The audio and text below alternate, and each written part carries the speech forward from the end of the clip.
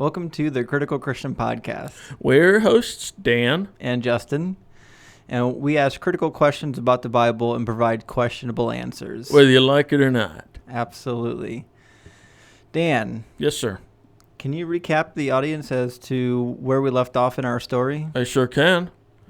Yeah, I think it was announced that some angels, or maybe God, or maybe some angels and God, right, yeah, would destroy Sodom and Gomorrah, and Lot was there, and he lived there. He lived amongst them for some reason, and he offered and so the people there were like, we want to these angels, and Lot is like, whoa, why don't you just my daughters instead? That makes perfect sense. The virgin daughters, no less. They were virgin, yeah, that's had right. not known men. Yeah. Right.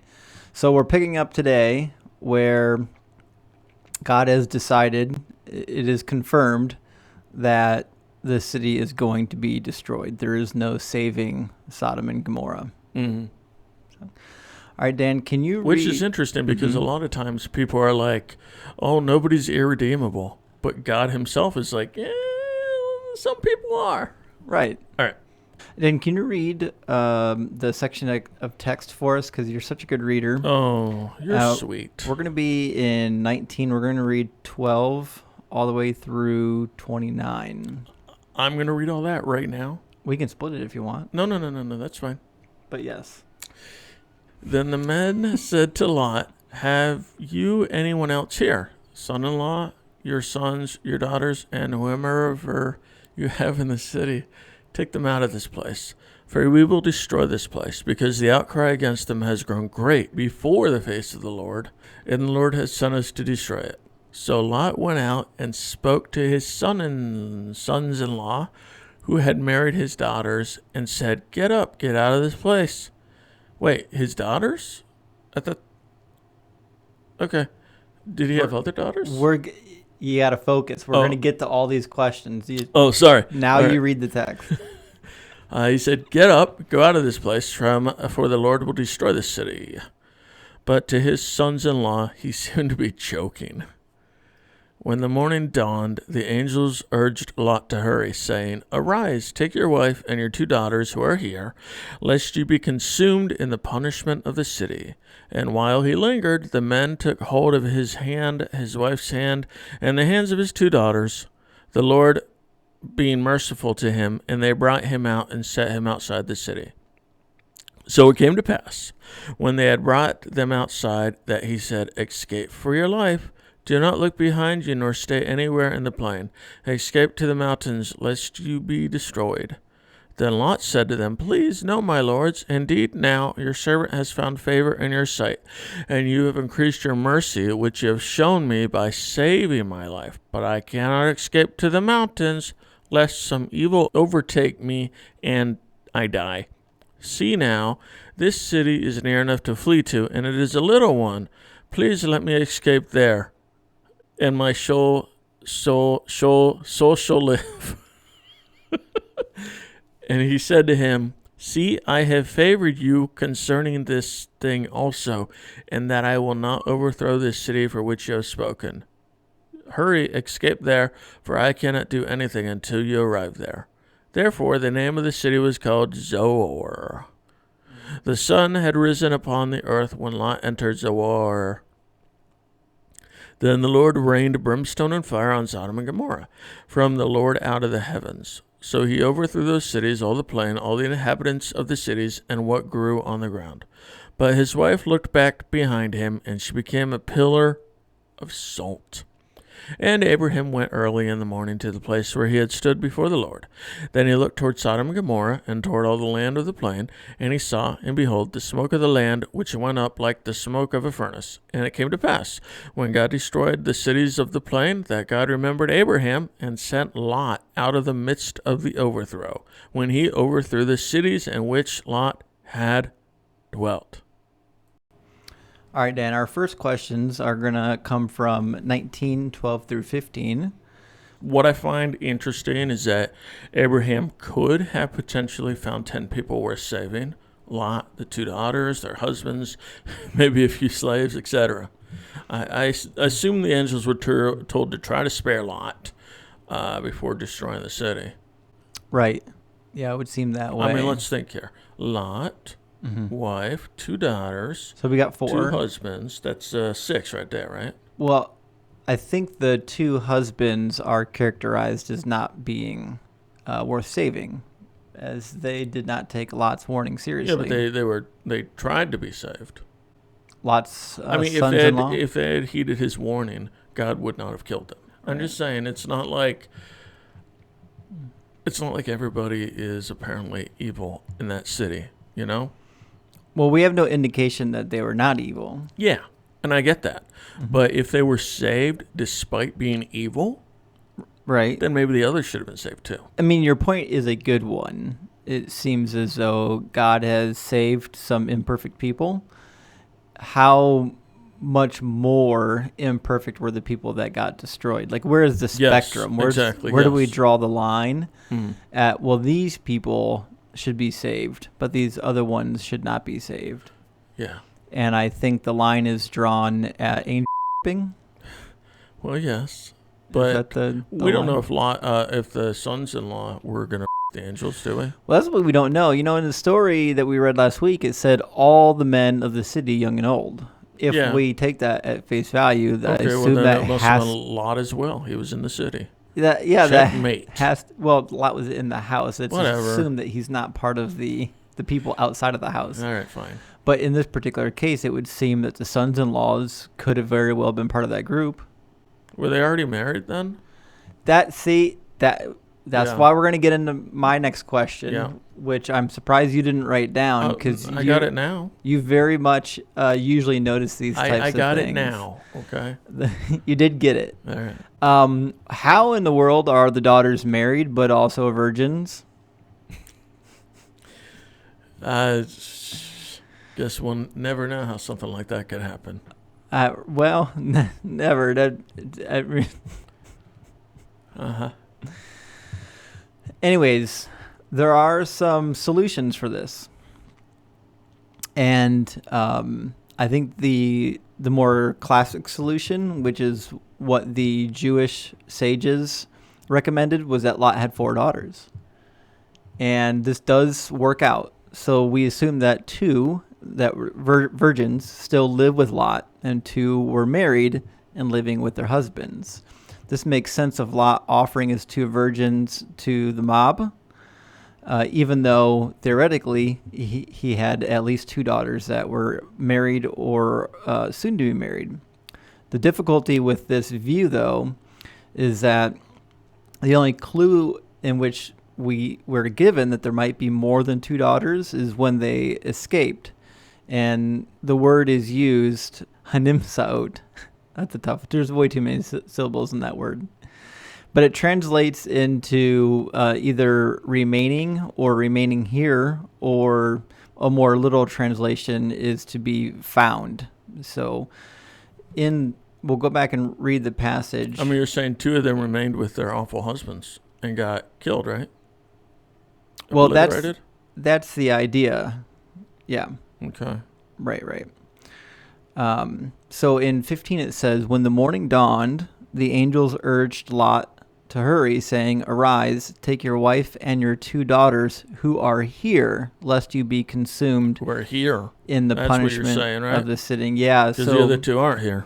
Right. And the literal translation of this would say your 2 daughters who are found. So this could mean one of 2 things. Your 2 daughters who are found here, meaning, aside from the other 2 daughters. Mm-hmm. But it could also mean 2 daughters who were found or acquired when Lot went out to speak to his sons-in-law. And that actually fits very well with the Hebrew context on how this word is typically used. So if I went out to look for something and I found that thing and brought it with me, I would describe it in exactly the same way the 2 daughters are described here when Lot goes to talk to his sons-in-law. So just from a contextual standpoint, it would seem as though the verbiage, the two daughters who are found, are referring to the two daughters that were found when Lot went out to talk to his sons-in-law. Mm-hmm.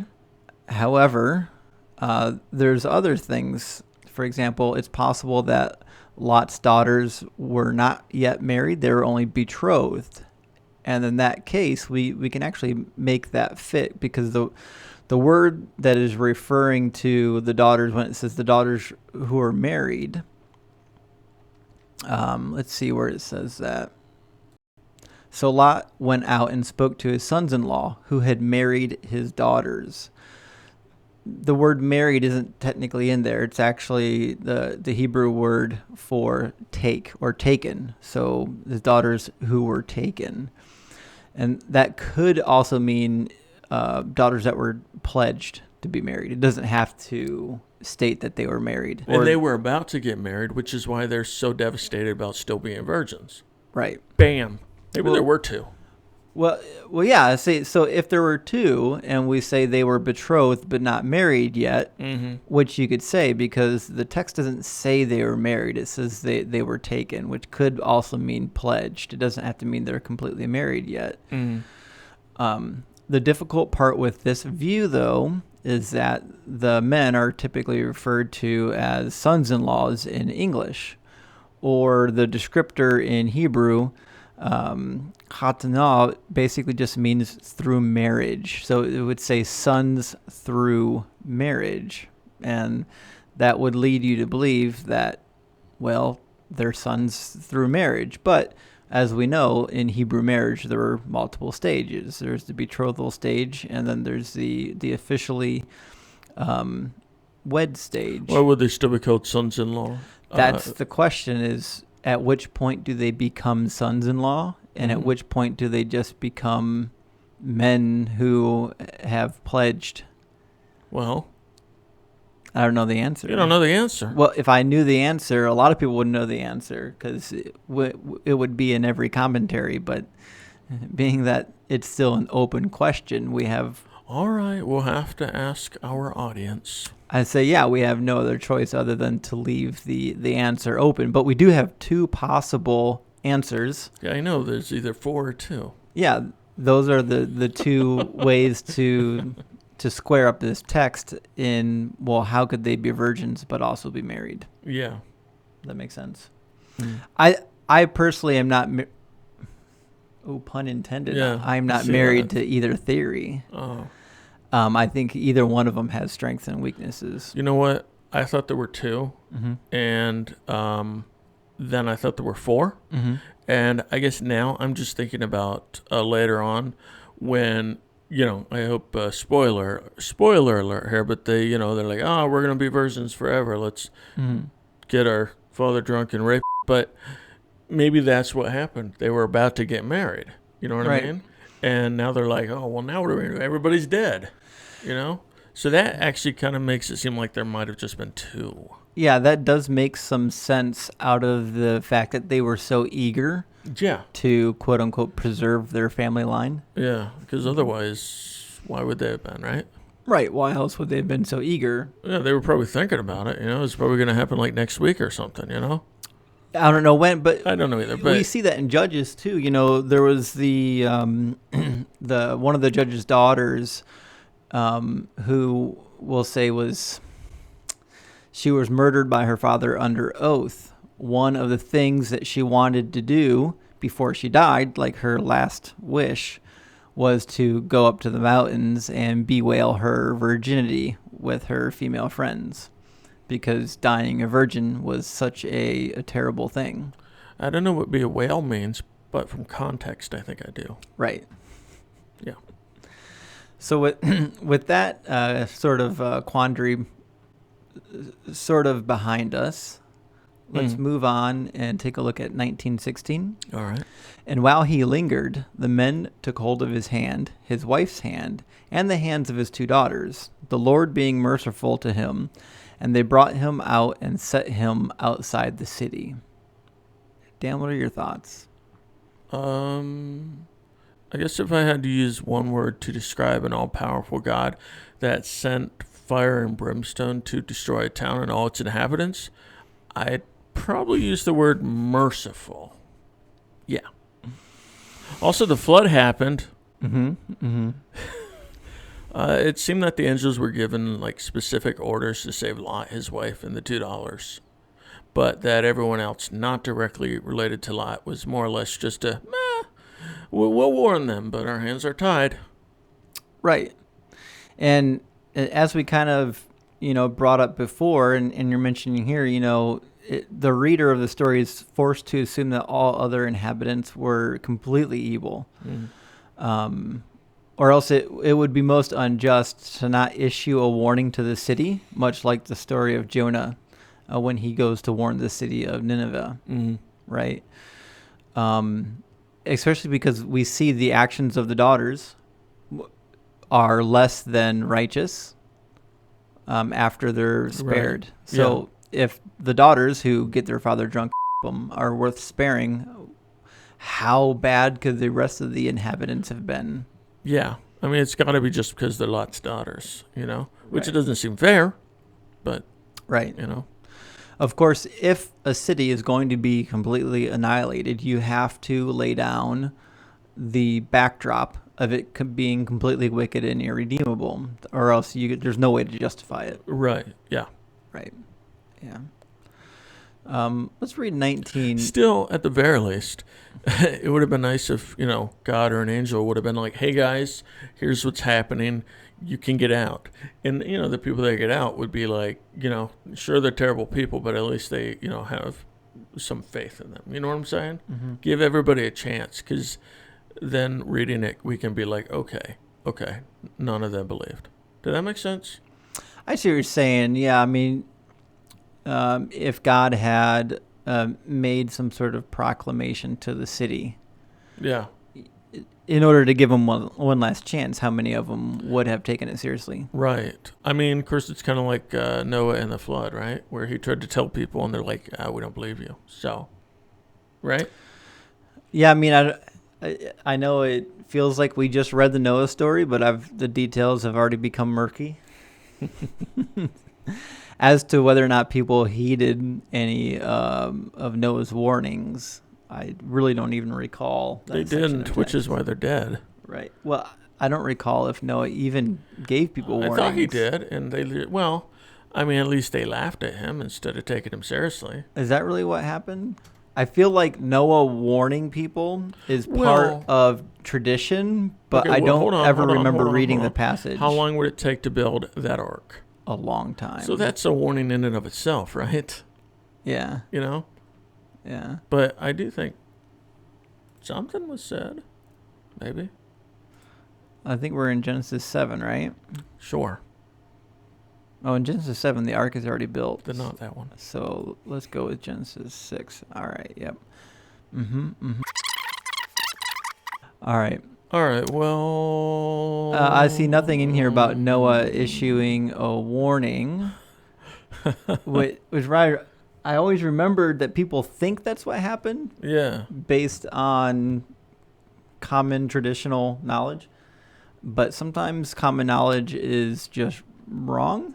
Mm-hmm. But I remember growing up always talking about that in Catholic school, about how Noah... probably gave lots of warning to people, and that everyone thought he was just this crazy guy. And then, boom, the rain hit, and they were all caught unaware. But that seems to be a legendary telling of the account, not a biblical telling of the account. Okay, well, then never mind. I guess God just has no proclamations before he kills people. Again, very merciful. All right, what's next? Well, if you know that everybody's wicked... what's the point in issuing a proclamation? I'll tell you what, for us. For the reader? Yeah, because we don't know that. Right, but God knows it. Yeah, but we don't, so we just have to trust God. Right, I think that's accurate. Yeah. Yeah. Well, I don't care for that at all. All right. Blind faith is such a chore. 1919, indeed now your servant has found favor in your sight, and you have increased your mercy, which you have shown me by saving my life. But I cannot escape to the mountains, lest some evil overtake me and I die. Okay, basically, even after sparing him from death, Lot is still unconvinced that God will protect him. Yeah. Mm-hmm. And of great faith. Interestingly, yeah, even after being shown irrefutable evidence of God, many in the Bible still doubts, like Abraham, for instance. Mm-hmm. Oh, and then his wife Sarah, obviously. Mm-hmm. Mm-hmm. I don't know, which is funny because nowadays we're supposed to just have faith on our own without any miracles. They had a lot of miracles. We have none. You know what I mean? Yeah. Doesn't seem very fair. I mean, God never appeared to me in the form of three men or two men or any men yet that I'm aware of. I mean, I'm just going to say, are God's miracles just not that convincing? Or is everyone just incredibly stupid? Yeah, I think that's the point of a lot of the stories, that the people are just that bad. Okay. Guess what? God created them. Bam. Yeah, well, God made them that way. If everyone has trouble with faith, maybe we're just not created very well. I mean, I'm just throwing it out there, you know? Maybe God wants people who truly work hard to seek him. He doesn't reveal himself to just anybody. He reveals himself to those people that truly seek him with all their mind, heart, and soul. Except at the beginning, right? Beginning of what? Of the Bible, when he was just showing himself to people because they didn't know who he was. Well, how many people? Well, there was Abraham. But how many people were alive at the time? There was Noah. How many people were alive at the time? I don't know, 5? I mean, something? A tiny fraction of but people in the known world. Yeah. It's not like he was just showing up everywhere to everybody. No, but there weren't that many people. Well, there's obviously less people then than there is today. Yeah, so if you go with the comparison here, he should be showing up to like maybe 1 million people. I don't know. That makes sense. A couple thousand? Fine. The point is, well, how do we know he's not? Because he hasn't shown up to me. Well, just because he hasn't shown up to you doesn't mean that he hasn't shown up. Disagree. That's like people who claim there's no racism just because they haven't experienced it.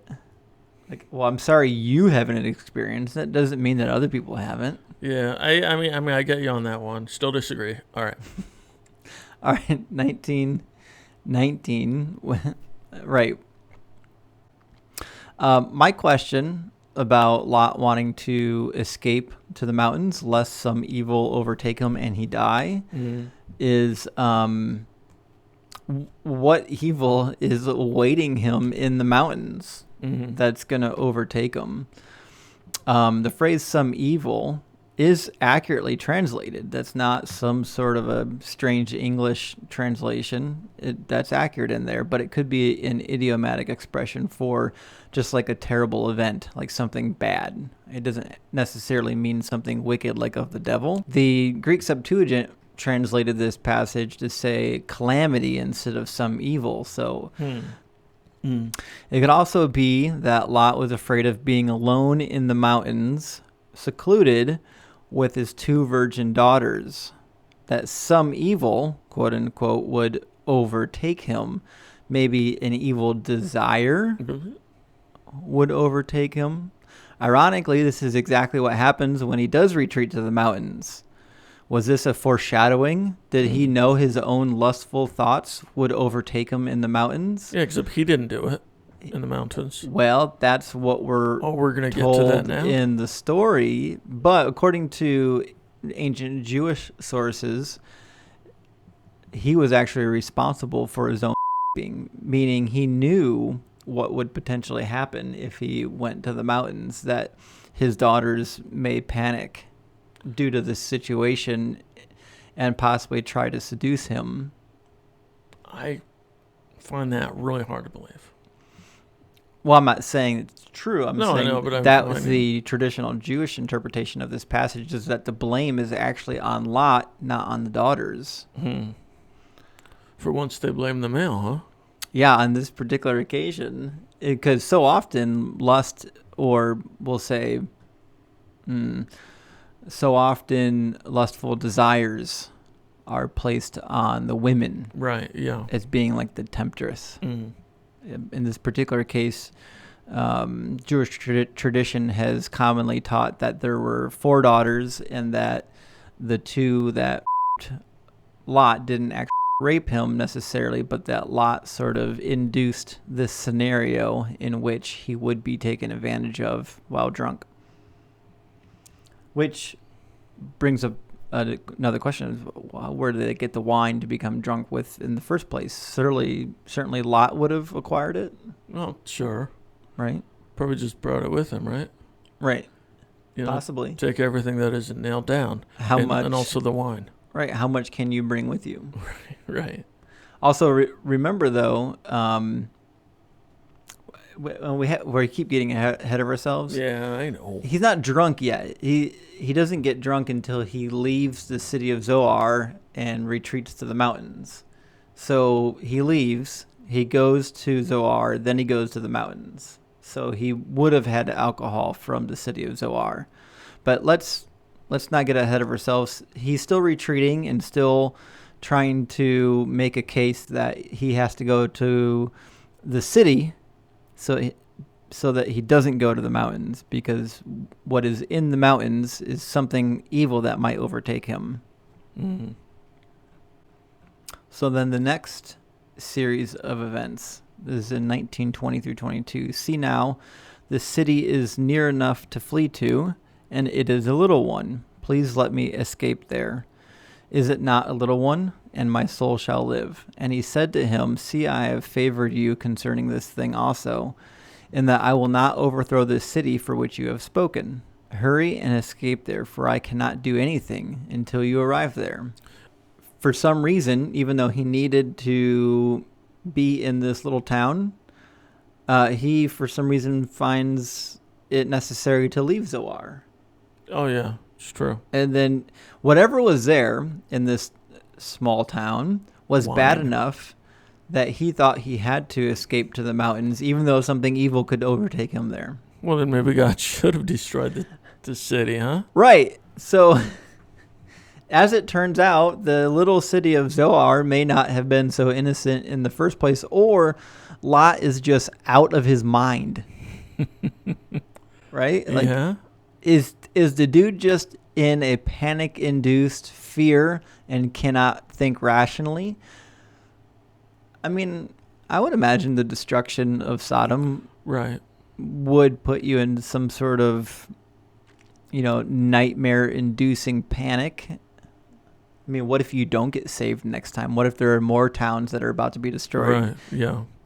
So, anyways, I just going to hide in a cave for a while. Right. One thing which is really interesting is God says, hurry, escape there, for I cannot do anything until you arrive there. Yeah. It almost sounds like God is saying, I won't destroy Sodom until you reach Zoar. Mm. But, I mean, he could have destroyed Sodom while he was on his way to Zoar, right? Right. He didn't have, why do we have to wait for him to get there? Yeah, I don't know. Unless there's some sort of blast radius or something. Well, we're going to talk about the blast radius here at the end of this portion for sure. Then the Lord rained brimstone and fire on Sodom and Gomorrah from the Lord out of the heavens. And of course, your question was, well, why is this worded so oddly? I think this might actually just be translated poorly into English. Sometimes Hebrew sentences are not formed very well to translate into English, and the English translator has to decide whether or not they're going to smooth it out. And a lot of English translators on this passage have not smoothed it out. But it's clear here that the narrator is just saying that Yahweh in the heavens was the source of this fire and brimstone. It came from Yahweh. All right, and that's fine, but why would they not clean that up then? Right. If that's so obvious what it was supposed to be. Well, it's obvious in Hebrew. In English, it's obvious as well. It's just not worded well. We would add additional words in there to make it more readable. Mm-hmm. But in Hebrew, it's a perfectly readable sentence. I mean, so why didn't they add words? Why didn't the English translators? Yeah, that's what some of them did. It's just the translations that you and I used for this study did not. And we used the NIV and the New King James Version. So there are some translations that do clean that up. Maybe I'll just use the Message from now on. Please don't. It hurts. So he overthrew those cities, all the plain, all the inhabitants of the cities, and what grew on the ground. But his wife looked back behind him, and she became a pillar of salt. Do you suppose this was so that a couple thousand years later we can make ironically shaped salt shakers? I don't know. I've never had a blasphemous salt shaker before. Oh. Yeah. You've never seen the... I haven't. Lot's wife salt shakers? I have. Oh. It's a thing. I missed it. I'm sorry. Anyways, you had some thoughts on this. Can you read those? Yeah. So the angels told Lot and presumably his wife not to look back, but she did. So she died. Makes sense to me. I think this passage is supposed to be about having faith in God, except that even so early in the Bible, we've seen many people doubt God and not get it turned into a pillar of salt. Right. In fact, some of them are even rewarded despite their lack of faith. Abraham. Right. You know? Is it possible that the phrase, his wife looked back behind him, is an idiom for something? Maybe we're missing a larger meaning here? Okay. Has it been used anywhere else in the Bible? Yeah, but okay, not in the context that we see it here. All right. Helpful. Unfortunately. All right. Yeah. But there have been a lot of people who speculated that his wife looking back is an idiom for something like she desired to remain there. You know, that her heart was still in Sodom. Yeah, I get that. Yeah. Yeah. Nevertheless, I think your point is well made. It seems like an awfully large punishment for a really small crime, right? Yeah, yeah. There have been people who have done far worse, and their lives were spared, like your father. Like that, yes. Right. Just for instance. Right. So it came to pass in verse 29, when God destroyed the cities of the plain, that God remembered Abraham, convenient time, and sent Lot out of the midst of the overthrow, when he overthrew the cities which Lot had dwelt. Another very well-worded sentence. Yeah, kind of makes me wonder if Lot had not been related to Abraham, whether he would have still been spared. Right. I mean, I guess it really is who you know, isn't it? It really is. At least tell me he was righteous or whatever, and that he wasn't spared simply due to a promise. Otherwise, all those other people died kind of unfairly. Yeah, and I think it's a great observation. I in the Old Testament, at least, Lot is never really pictured as being a righteous person. But in the book of Hebrews, Lot is actually elevated to a status of righteousness. Okay. The text in question is actually really interesting because we've mentioned it before in context of the fallen angels, which both Jude and Peter refer to.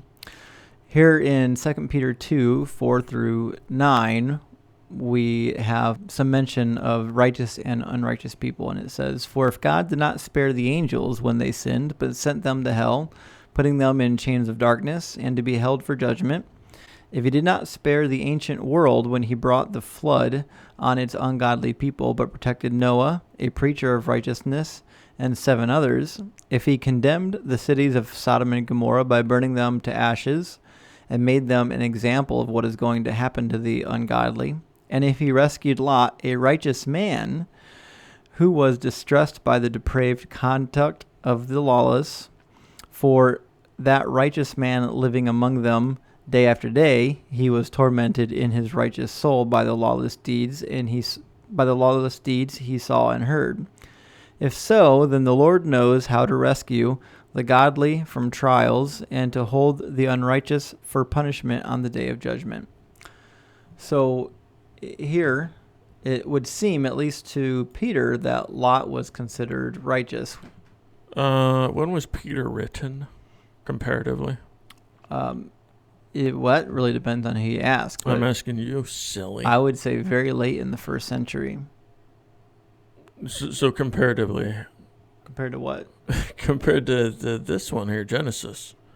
Oh my! I mean, we assume this text in Genesis is maybe 1,000 years before Jesus. Okay. Oh, is Peter in the New Testament? Yeah, you didn't. Oh boy. Just kidding, guys. Just kidding.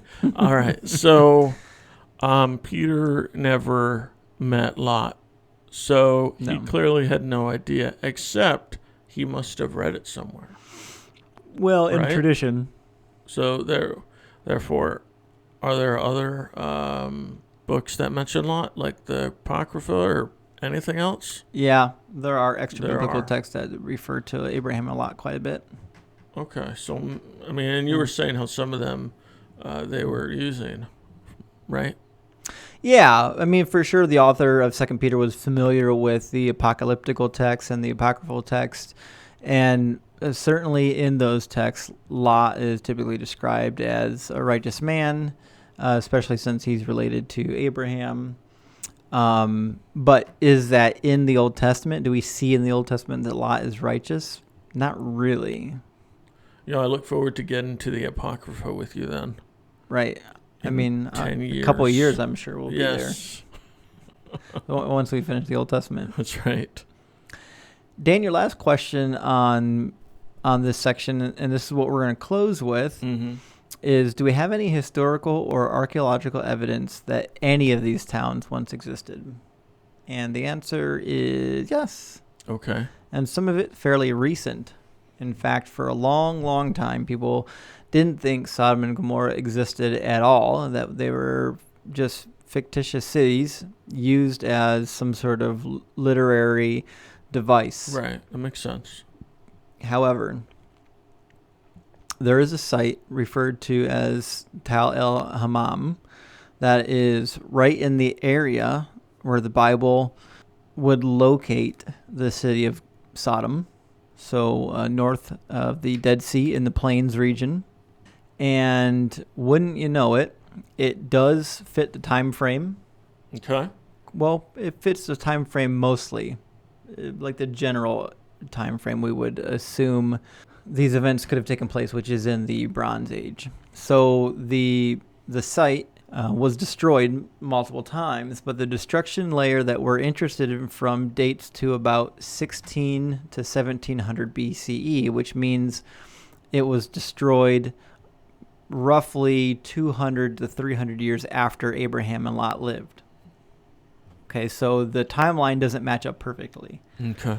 But what happened there would have happened long before the text of Genesis were written down, which means the authors of the Sodom and Gomorrah narrative, in no way would they have known that what happened in this city was chronologically further after Abraham than it really is. Mm-hmm.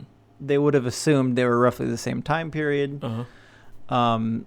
Their level of history was no better than ours today. So if I asked Dan, how close in age were Shakespeare and Joseph Smith?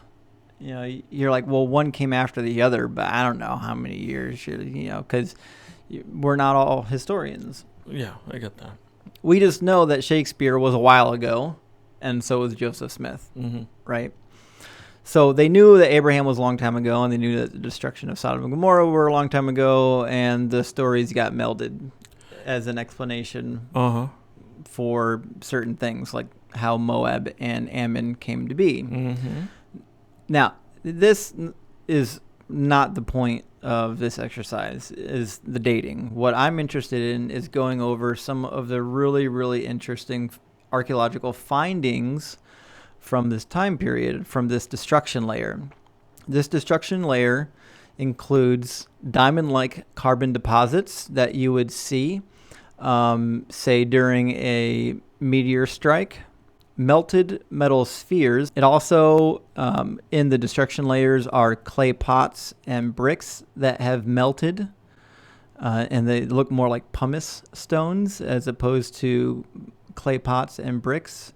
There's also a palace that was quite literally blown away, and there are deposits of molten sulfur and glass, as well as melted platinum, iridium, nickel, gold, silver, zircon, chromite, and melted quartz. And the skeletal remains show evidence of extreme heat. It also shows evidence of being pelted with melted glass and metal.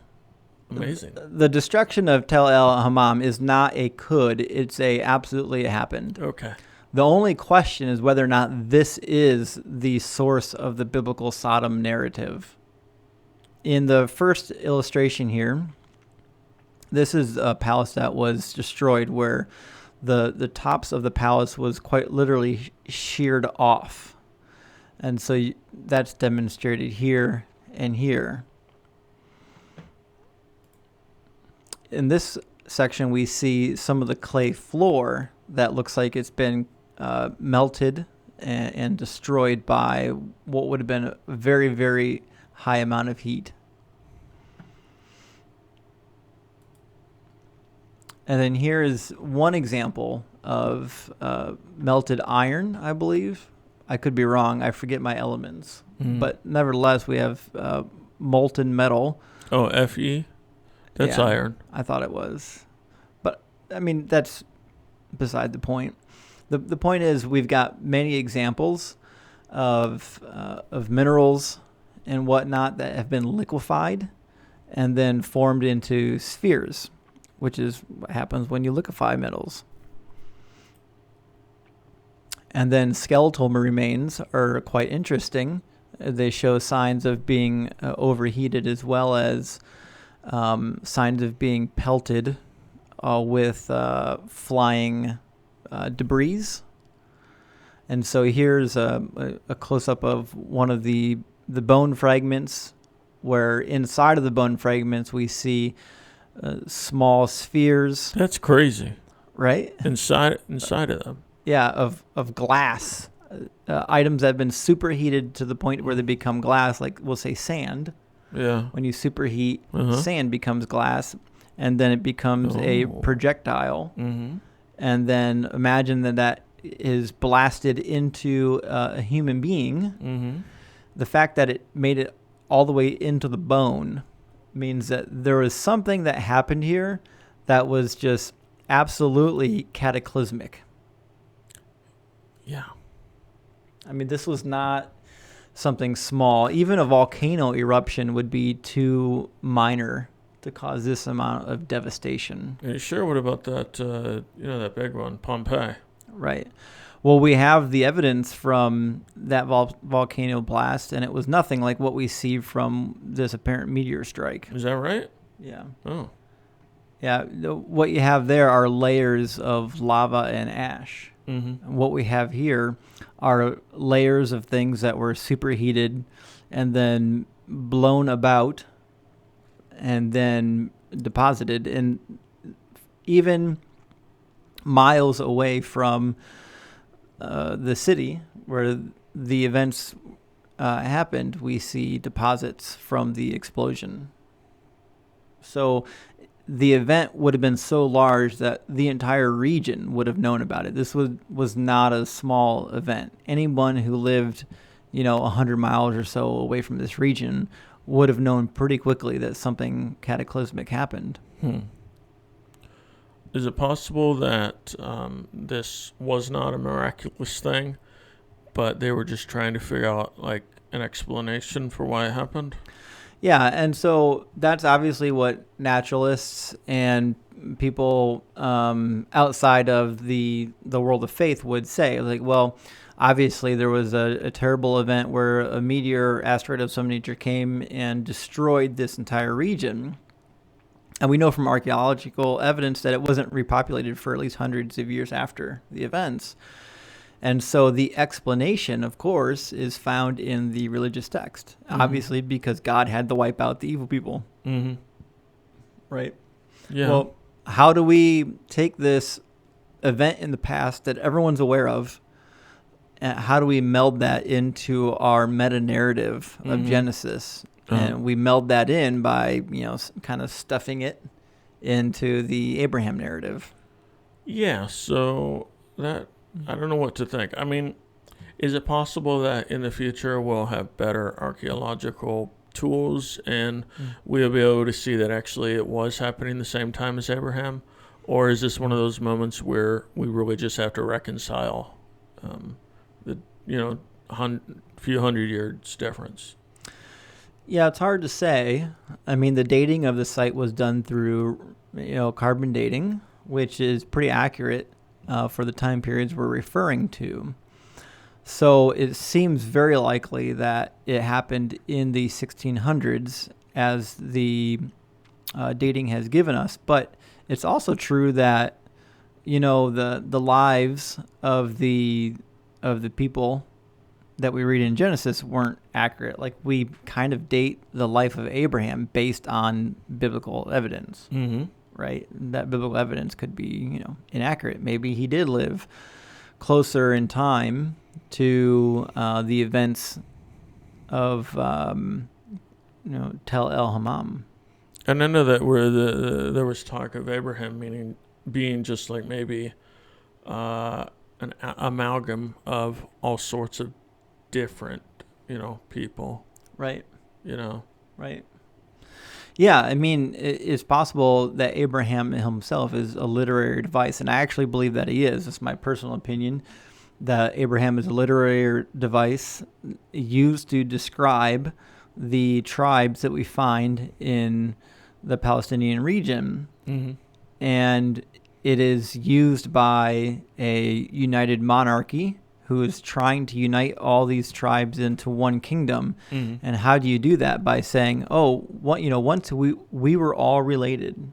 We all come from the same ancestor. We should be together. We shouldn't be fighting each other. Of course, the problem with that is that means they wrote it pretty late, right? Well, so why would they believe it? They either wrote it really late or they assembled some of the mythologies together late. It's possible, the story of Abraham had existed long before the United Monarchy. They just didn't get around to putting it into a complete narrative until then. Okay. You know what I mean? I get you. So yeah. Anyways, to answer the question of whether or not we have archaeological evidence for the destruction of Sodom, I think there is some. It's not foolproof. There are reasons to believe that maybe this is an event outside of the Sodom story. Well, let me say this. What are the chances of this event happening outside of God? So, has it happened anywhere else? How often has the planet been struck by meteors? I guess so. Rarely.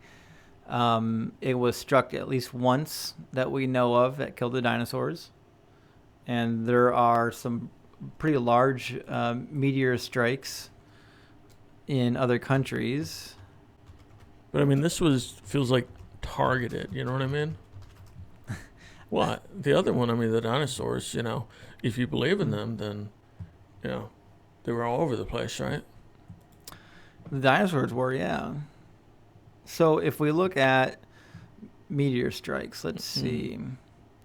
Every 500,000 years. Okay. Wow, that's... So every 500,000 years, the Earth is hit by a meteor. That's... Or an asteroid. Is there a difference between a meteor and an asteroid? I'm sure there is. But I have no idea what it is. We're already here. Might as well Google it. Of course.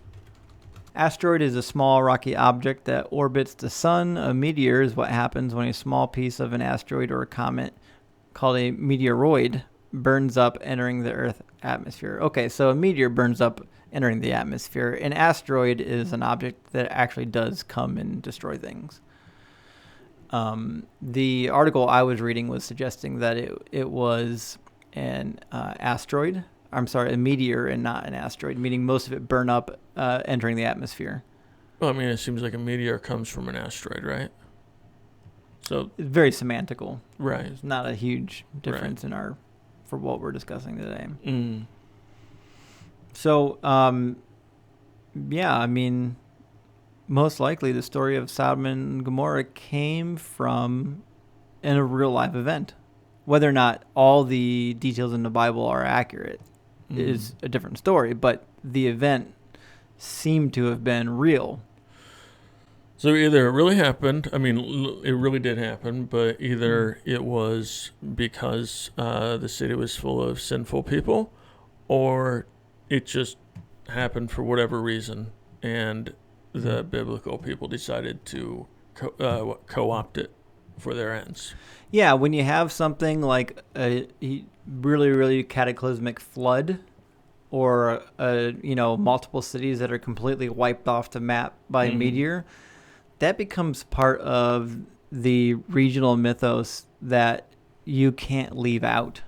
You have to provide an explanation for it somehow or another, because so many people have questions about it. If you leave it unaddressed, right, then you leave the chance of everybody making up their own explanations. Makes sense? Yeah. That's like if I ask you, what was the cause of the War of Independence?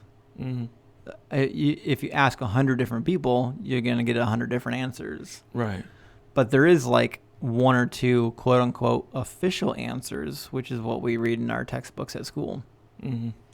So the biblical answer seems to be the textbook answer, which is supposed to outrank the commoner's opinion.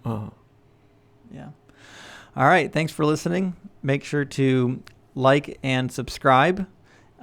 If we had missed anything, please let us know in the comments. If you have alternative suggestions and theories, we'd love to hear them.